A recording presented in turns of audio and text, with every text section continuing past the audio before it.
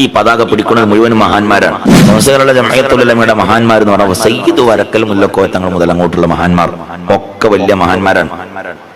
സയ്യിദ് വരക്കൽ മുല്ലക്കോയ തങ്ങളാണ് ഈ വിശുദ്ധമായ സമസ്തയുടെ ത്രിവർണ്ണ പതാക വാൻലോകത്തിൽ ഉയർത്തിയത്.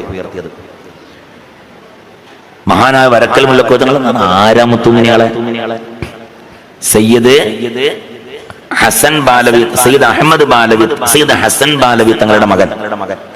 ഹസൻ ബാലവി തങ്ങളാരാ? അഹമ്മദ് ബാലവി തങ്ങളുടെ മകൻ. അഹമ്മദ് ബാലവി തങ്ങളാരാ? അലി ബാലവി തങ്ങളുടെ മകൻ. അലി ബാലവി തങ്ങളാരാ? സയ്യിദ് അബ്ദുറഹ്മാൻ ബാലവി മുല്ലക്കോയ തങ്ങൾ. ഇവർ സയ്യിദ് ഹാമിദ് ബാലവി തങ്ങൾ, സയ്യിദ് ഹാമിദ് ബാലവി തങ്ങളാണ്. സയ്യിദ് ഹാമിദ് ബാലവി, ഈ ഹാമിദ് ബാലവി തങ്ങളാണ് യമന്ന് വന്നത്. വരുന്ന സമയത്തിൽ ഒരാൾ സഹയാത്രികനുണ്ടായിരുന്നു, കാത്തിബ് മുഹമ്മദ് മുസ്ലിയാർ. അതാണ് പിന്നെ എഴുത്തച്ഛൻ കണ്ടി മുഹമ്മദ് മുസ്ലിയാരായത്. അതാണ് ഈ കെ, എഴുത്തച്ഛൻ കണ്ടി ഈ കെ.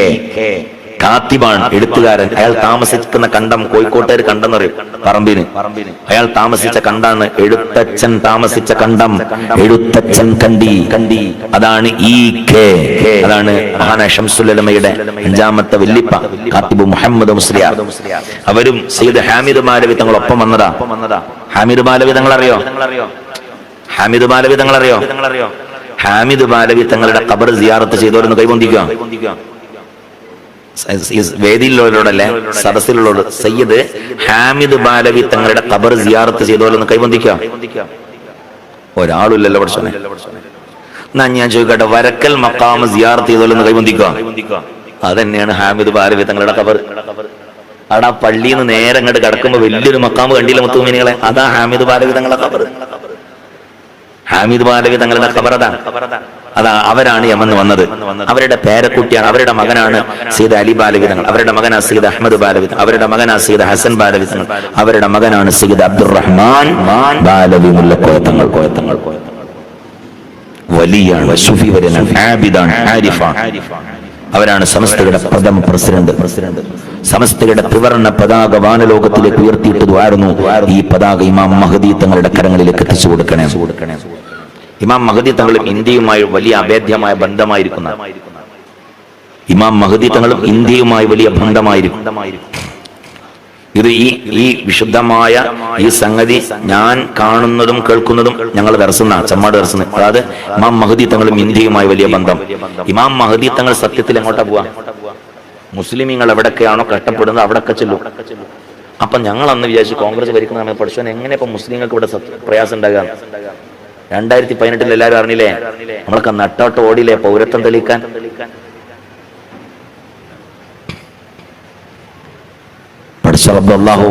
ഈ രാജ്യത്തിൽ അല്ലാഹു സമാധാനവും സന്തോഷവും അല്ലാഹു നിലനിർത്തി തരട്ടെ. ആ ഇമാം മഹദി തങ്ങളുടെ കൈകളിലേക്ക് ആ പതാക കൊണ്ട് കൊടുക്കും. ആ പതാക കൈയേന്തിയ സമസ്തയുടെ ത്രിവർണ്ണ പതാക വാനിലേക്ക് ഉയർത്തി ആ പതാക ഉണ്ടല്ലോ, ആ പതാക അങ്ങനെ കൊണ്ടുവന്നത് മഹാനാകുന്ന റഈസുൽ മുഹദ്ദിഖീൻ കണ്ണിയത്ത് ഉസ്താദിന്റെ കരങ്ങളിലേക്ക് അല്ലാഹു കൊടുത്തു. മഹാനായ കണ്ണിയത്ത് ഉസ്താദിന്റെ കയ്യിൽ നിന്ന് മഹാനാകുന്ന കെ ഹസ്രത്തിന്റെ കയ്യിലേക്ക് അല്ലാഹു കൊടുത്തു. കെ ഹസ്രത്തിന്റെ കയ്യിൽ നിന്ന് പടച്ചതമ്പുരാൻ മഹാനാകുന്ന അസ്ഹരി തങ്ങളുടെ കൈകളിലേക്ക് അല്ലാഹു കൊടുത്തു. അവരുടെ കരങ്ങളിൽ നിന്ന് കരുണക്കടലായ റബ്ബ് മഹാനായ കാളമ്പാടി ഉസ്താദിന്റെ കയ്യിലേക്ക് കൊടുത്തു. കാളമ്പാടി ഉസ്താദിന്റെ കയ്യിൽ നിന്ന് കരുണക്കടലായ റബ്ബ് AP കുമരമ്പത്തൂർ ഉസ്താദിന്റെ കയ്യിലേക്ക് കൊടുത്തു.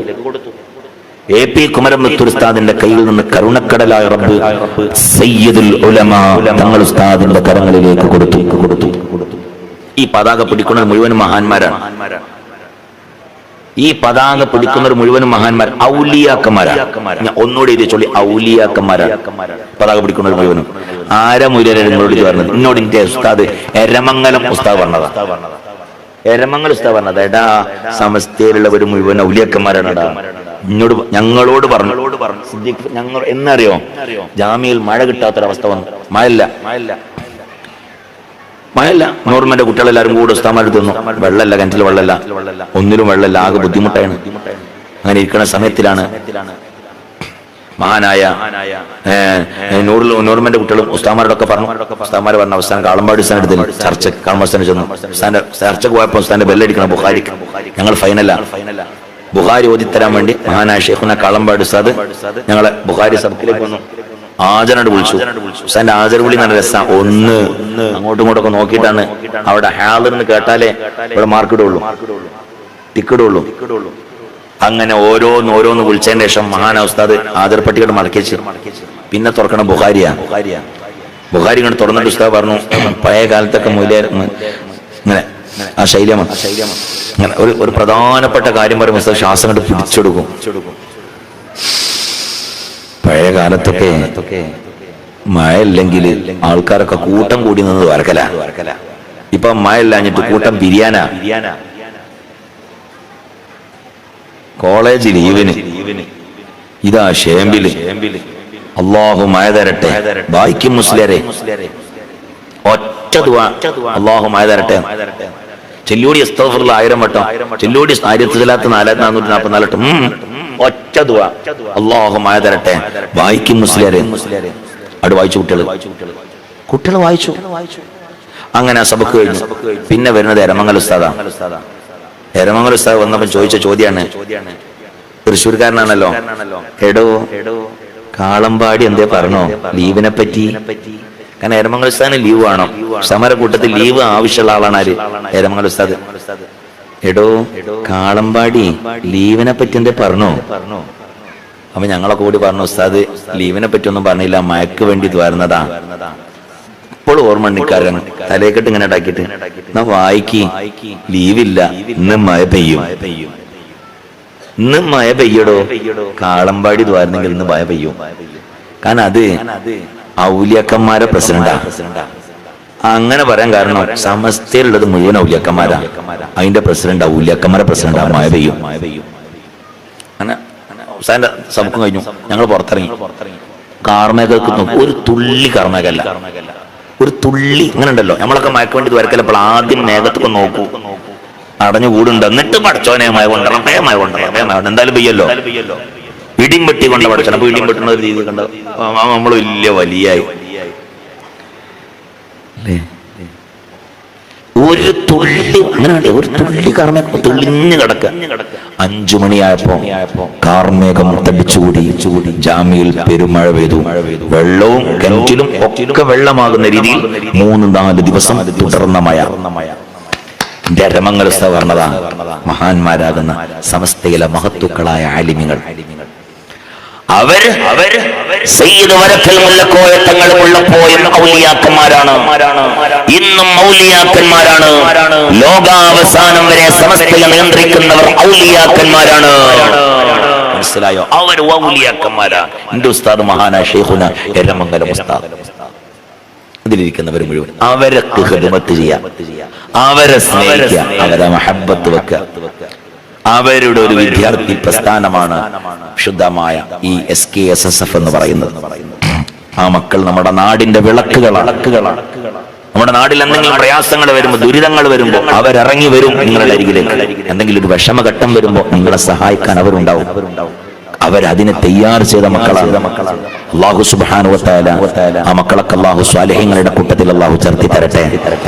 ആ മക്കള് നിസ്കാരത്തിൽ മുന്നിലെ സഫിൽ ചിലപ്പോൾ ഉണ്ടാവില്ല. നിസ്കരിക്കുമ്പോ വിക്കാന്റെ കുട്ടികൾ പക്ഷെ സഫിൽ മുന്നിൽ ഉണ്ടാവില്ല. പക്ഷെ ഓല് മരിക്കണ സമയത്ത് ചിരിച്ചിട്ടാ മരിക്കുക. മരിക്കുമ്പോ ചിരിച്ചിട്ടാണ് ഏറ്റവും മരിക്കുക. ഒരു വാഫി മരിച്ചില്ലേ, ചിരിച്ചു മരിച്ചില്ലേ വാഫി. എത്ര ആളുകൾ വിക്കായുടെ മക്കൾ, എത്ര ചെറുപ്പക്കാര് കുട്ടികൾ ചിരിച്ചു മരിച്ചു എന്നറിയാം. എനിക്ക് ഓർമ്മയുണ്ട്, എനിക്കറിയാം. കാരണം ഏറ്റവും പ്രവർത്തനം അങ്ങനെയാണ്. ഒരു ഉറുപ്പേറ്റുന്ന ശമ്പളമല്ലല്ലോ. എന്നാൽ ഏറ്റവും നേതാക്കന്മാരും അല്ല. ഈ നീല കോട്ടിട്ടോലൊക്കെ ചോദിച്ചു നിങ്ങൾ എന്ത് നേതൃത്വങ്ങൾക്കുള്ളത്? ഒന്നുമല്ല. ഒരൊക്കെ അംഗം, വിക്കായുടെ അംഗം, വേറെ ഒന്നും ഏറ്റങ്ങൾക്ക് വേണ്ട. ഏറ്റങ്ങൾക്ക് നീല കോട്ട് മതി. ഈ മക്കളെ പേടിക്കണം. അല്ലാഹു സുബ്ഹാനഹു വ തആല നല്ല മക്കളാക്കി കൊടുക്കട്ടെ.